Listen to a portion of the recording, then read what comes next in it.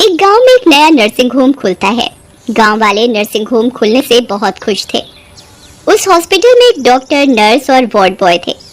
Nurse का नाम स्वीटी था और वो बहुत ही सुंदर थी। भैया, ये अच्छा हुआ, अपने गांव में भी एक हॉस्पिटलवा आ गया। अब बाहर नहीं जाए का पड़ी। ठीक कहा था भाई। और वो नरसिया को देखे हो, बिल्कुल कैटरीना लगे है। हमारी राम प्यारी जैसी तो टिके भी ना उसके आगे।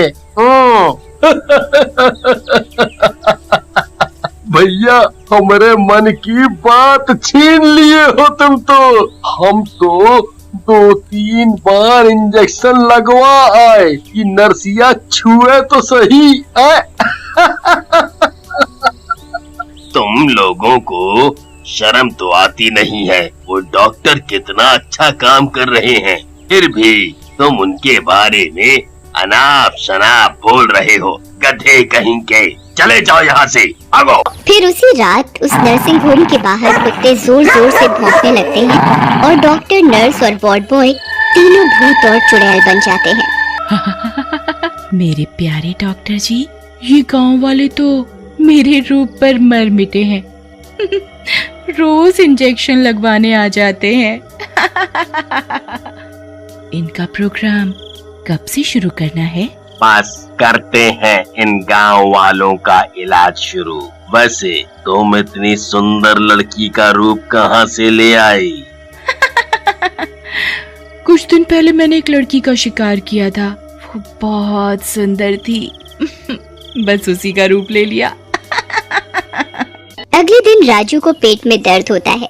तभी लल्लन और पुत्तन वहाँ आ जाते हैं। अरे राजूगा, काहे को औरतन की तरह पेट पकड़ के बैठा है? क्या हुआ? अरे अरे अरे, लल्लन भैया मजाक न करो, नहीं तो सनी देओल बनकर एक घूंसा दूंगा। पेट दर्द है और हमका शौक चढ़ा है का पेट पकड़ कर बैठने का?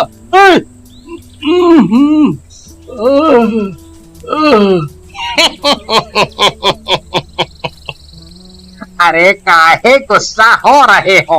चलो तुमको ऊ नर्सिंग होम में ले चले, वहाँ तुम्हारा इलाज हो जाई और हम भी गोरी नर्सिया से मिल ले। नर्सिंग होम में उन्हें नर्स और वार्ड बॉय मिलते हैं। नर्स जी, देखा ना, ये रजुआ को क्या हो गया है? सुबह से पेट पकड़े बैठा है जैसे बच्चा होने वाला हो। तुम्हें बात करने की तमीज नहीं है? ये बच्चा होने वाला है क्या है? चलो बाहर निकलो और इसका इलाज करने दो। पुत्तन और लल्लन दोनों वहाँ से चले जाते हैं। ए पुत्तन, इतना काहे को ठरकिया जाते हो? देखो, नाराज कर दिए ना गोरी नर्स को। अब कैसे जाएंगे उससे मिलने हम? क्या भैया, फालतुए में गुस्सा रहे हो? हम क्या किए हैं? एक काम करेंगे, कल चलेंगे मिलने को रजुआ से। उधर नर्स राजू को बेड पर लेटा देती है और उसका इलाज शुरू कर देती है। रात में राजू सो रहा होता है कि तभी उसके कानों में किसी के चिल्लाने की डरावनी आवाज सुनाई देती है। राजू डर के मारे उठ जाता है। ये कैसी डरावनी आवाज है? जैसे कोई किसी को मार रहा हो। ये क्या हो रहा है? तभी वो नर्स वहाँ आती है। राजू उससे आवाज के बारे में पूछता है। नर्स जी, अभी आपने किसी के चिल्लाने की आवाज सुनी क्या? लेकिन नर्स कुछ नहीं बोलती और अपना रूप बदल कर चुड़ैल बन जाती है। मैंने वो आवाज सुनी क्योंकि वो मैं ही चिल्ला रही थी। मुझे बहुत जोर से भूख लगी है और जब मुझे भूख लगती है तो मैं जोर से चिल्लाती हूँ। ये कहाँ फंस गया मैं? मम्मी बचाओ, मम्मी बचाओ। ऐसा कहकर राजू वहाँ से भागने लगता है, लेकिन तभी वहाँ वार्ड बॉय और डॉक्टर भूत के रूप में आ जाते हैं और उसका रास्ता रोक लेते हैं। तुम तुम कहीं नहीं जा सकते राजू, तुम्हें तो मरना ही होगा। और हमारी भूख मिटानी होगी। उसके बाद चुड़ैल और दोनों शैतान राजू को मार डालते हैं और उसे खाने लगते हैं। उधर अगली सुबह लल्लन और पुत्तन राजू से मिलने हॉस्पिटल आते हैं, लेकिन राजू को हॉस्पिटल में ना पाकर वो वार्ड बॉय से राजू के बारे में पूछते हैं। छोटे डॉक्टर साहब, वो हमारा दोस्त रजुआ कहाँ गया? कल भर्ती रहा ही है? जी वो तो रात में ही ठीक होकर चला गया अपने घर। कह रहा था कि सुबह आऊंगा, लेकिन वो तो घर पहुंचा ही नहीं। गया होगा जरूर कहीं घूमने, आवारा तो है ही। फिर लल्लन और पुत्तन वहाँ से चले जाते हैं। कुछ दिन तक गांव में कुछ नहीं होता। फिर एक दिन लल्लन को बहुत जोर से बुखार हो जाता है और वो पुत्तन को बताता है। ए पुत्तन भैया, हमका लगत है हमका कोरोना हुई गवा है। बहुत जोर से बहुत जोर से खांसी, जुकाम, बुखार आ रहा है। तो अपने मुंह में पहले मास्कवा तो लगाओ। इतना भी समझाए का पड़ी को। मास्क पहनो और चलो हॉस्पिटल ले चलता हूँ। हॉस्पिटल पहुंचकर अरे मर गया रे।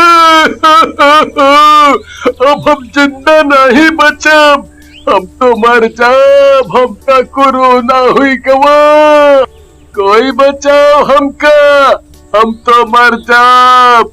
कोई तो बचाओ हमका। तभी वहाँ डॉक्टर और नर्स पहुँचते हैं। अरे आप तो फालतू में डर रहे हैं, कोरोना नहीं है आपको, डरो मत। सिस्टर, आप इनको भर्ती करके इनका इलाज शुरू कर दो। उसके बाद पुत्तन बेड पर लेट जाता है। उधर रात होने लगती है और पुत्तन सो जाता है, लेकिन लल्लन को नींद नहीं आती। तभी हॉस्पिटल में डरावनी आवाज गूंजने लगती है। लल्लन उठ जाता है और आवाजों की दिशा में जाता है और जिस कमरे से आवाज आ रही होती है वहाँ खिड़की से झांकता है। जैसे ही वो अंदर झांकता है, उसकी डर के मारे सिट्टी पिट्टी गुल हो जाती है। अंदर डॉक्टर, नर्स और वार्ड बॉय तीनों चुड़ैल और बन गए होते हैं। लल्लन वहाँ से भागता है और सीधा पुत्तन के पास आ जाता है। ए पुत्तनवा, उठ बे, जल्दी उठ। अरे उठ। क्या मरने के बाद उठेगा? पुत्तन हड़बड़ा कर उठ जाता है। क्या क्या बात हो गई लल्लनवा? क्या हुआ भाई? काहे आसमान सर पे उठाए हो? पुत्तन भाई, ये तो मौत का नर्सिंग होम है और ये कौनो डॉक्टर वाक्टर नहीं। ये सब नाश मिटे तो भूत और चुड़ैल मंडली है।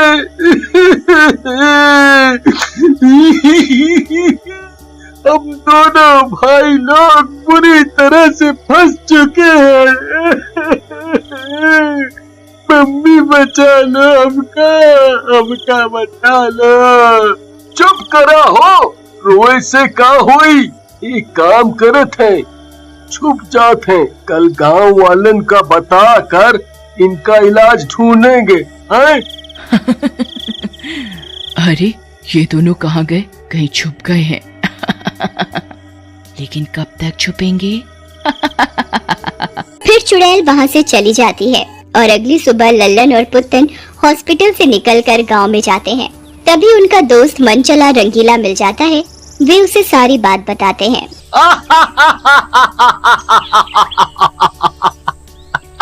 भूतिया नर्सिंग होम?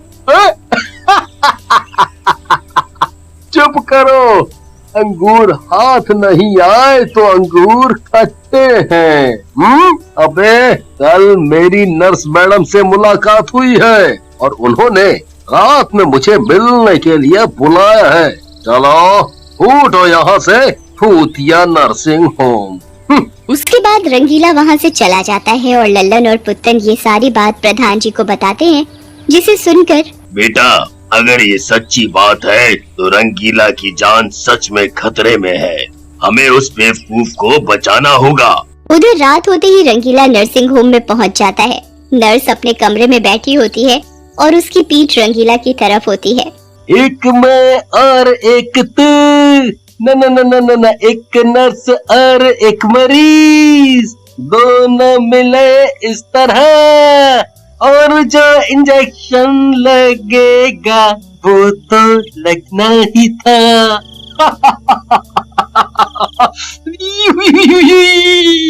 कब से करे है तेरा इंतजार, कब आओगे मेरे जाने बाहर। हाय हाय हाय हाय हाय हाय, तुमने पुकारा और हम चले आए, आए आए आए, मैं आ गया नर्स जी।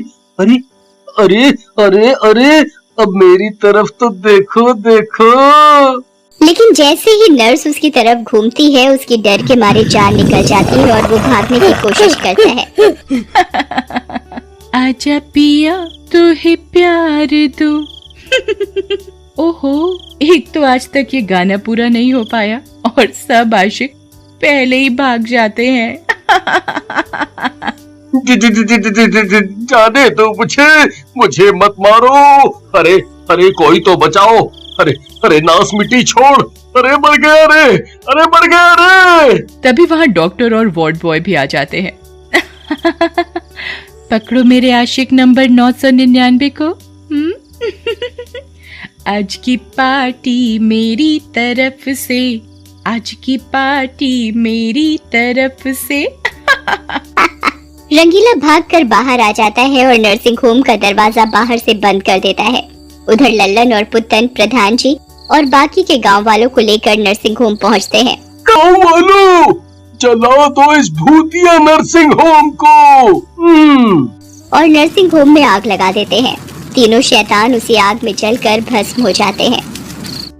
एक बार दो गुंडे बीरू और जय एक छोटी बच्ची को किडनैप करके जंगल के रास्ते ले जा रहे होते हैं। अरे वाह, हाय, ये तो सेठ की इकलौती लड़की है वीरू, अपने को अच्छा पैसा मिल जाएगा इसके बदले। हाय।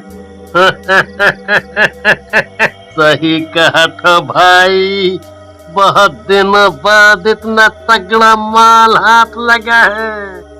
लेकिन तभी एक बच्ची चुड़ैल उनके सामने आ जाती है। हाय राम, बचाओ बचाओ। मेरे रहते बच्चों को तुम छू भी नहीं सकते। अरे अरे मर गया रे, बचाओ बचाओ। ऐसा कहकर चुड़ैल उन दोनों को मार मार कर बांध देती है।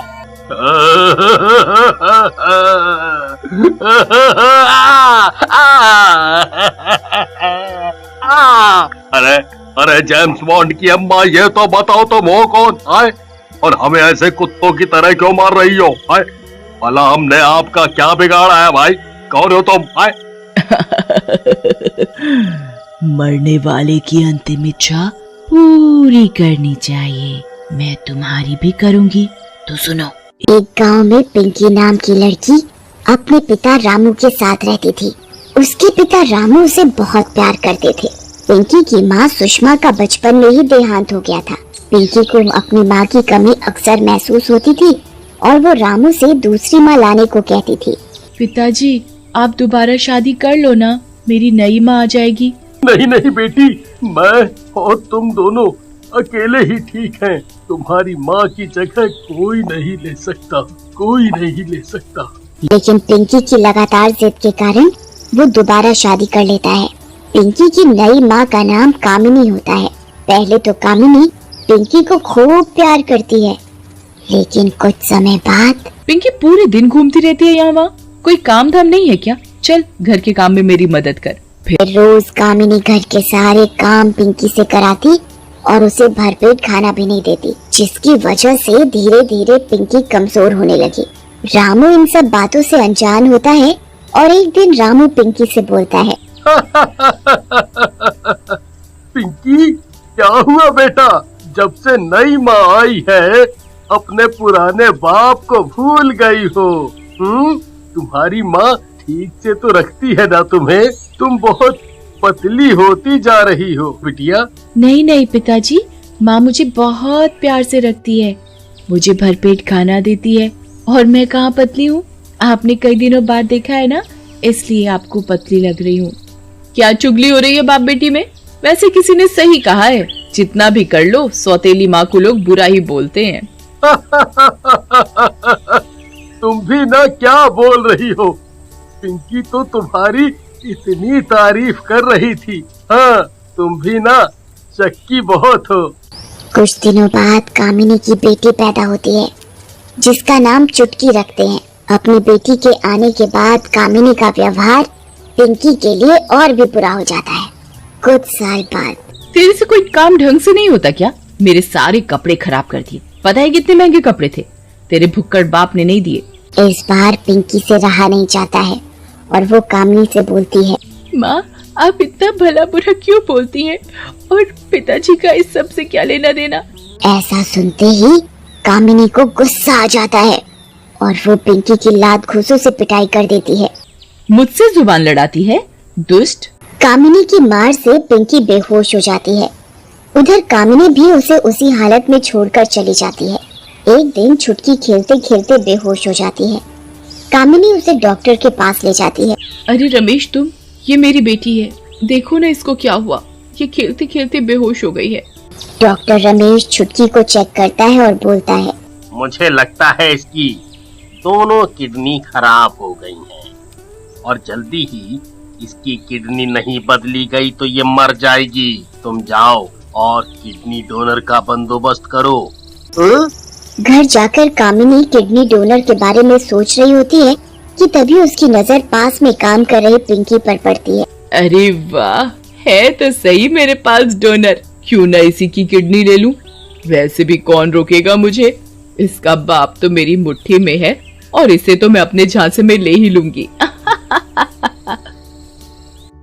कामिनी रात में रामू और पिंकी को डॉक्टर की सारी बात बोलती है। बात तो ठीक है कामिनी, लेकिन हम डोनर कहाँ से लाएंगे?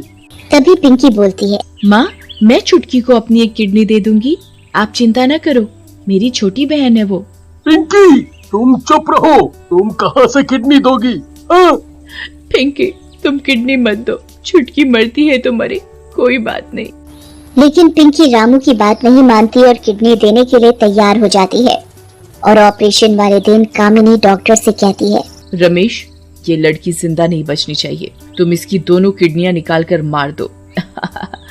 मेरे रास्ते का कांटा निकल जाएगा। ठीक है कामिनी डार्लिंग, जैसा तुम बोलोगी वैसा ही होगा। तुम्हारे लिए तो जान भी हाजिर है।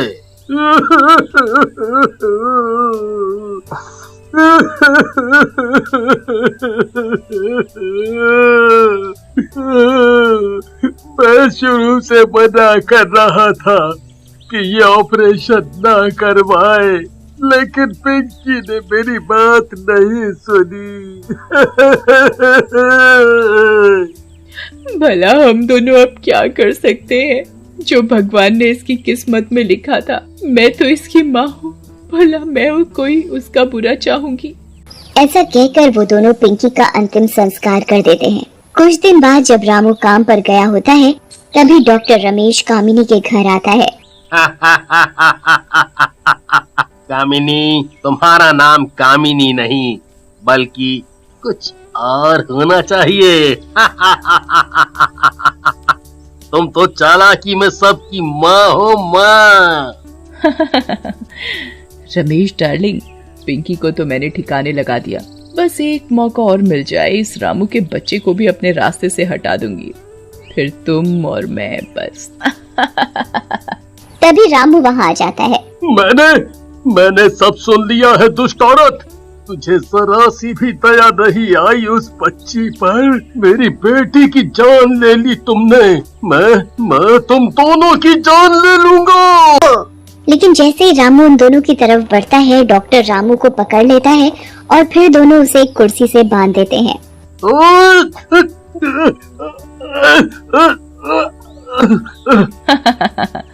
रामू डार्लिंग, मैं तुम्हें इतनी जल्दी नहीं मारना चाहती थी, लेकिन तुमने हमारे सारे राज जान लिए हैं, अब तुम्हें थोड़ा सा जल्दी मरना पड़ेगा। तभी डॉक्टर एक चाकू लेकर रामू पर वार करने जा रहा होता है कि तभी वहाँ धुआं धुआं हो जाता है और धुएं के हटते ही वहाँ पर एक चुड़ैल खड़ी होती है। दुष्टों, मेरे रहते तुम मेरे पिताजी को छू भी नहीं सकते। डॉक्टर तो भगवान का रूप होते हैं और तूने शैतान वाला काम किया, तुझे मरना होगा। ऐसा कहकर चुड़ैल डॉक्टर की गर्दन धड़ से अलग कर देती है। फिर चुड़ैल कामिनी की तरफ बढ़ती है। और तू माँ तो जैसी भी हो माँ होती है। मैंने तुझे अपनी सगी माँ से बढ़कर माना और तूने मेरे साथ ये सलूक किया। जा, तू भी जा अपने आशिक के पास। ऐसा कहकर चुड़ैल कामिनी को भी मार देती है और फिर रामू को आजाद कर देती है। पिंकी, मेरी बेटी, मुझे माफ कर दे। ये सब मेरी वजह से हुआ है, मेरी वजह से। नहीं पिताजी, आप दुखी मत हो। शायद मेरी किस्मत में ये सब था। बस अब आप छुटकी का ध्यान रखना और उसके साथ वो सब मत होने देना जो मेरे साथ हुआ। ऐसा कहकर चुड़ैल वहाँ से गायब हो जाती है। दुष्टों, ये है मेरी कहानी और ये मेरी ही छोटी बहन है। चुड़ैल जी, आपकी कहानी तो बहुत दुखी है। हमरे तो आंसू आ गए, आंसू। हमका माफ कर दो। हम दोनों अभी जाकर इसको इसके पिताजी को वापस कर देंगे। हाँ, वापस कर देंगे। इसी में तुम्हारी भलाई है, क्योंकि इस रास्ते में तो मैं खड़ी हूँ। इतना बोलकर चुड़ैल गायब हो जाती है।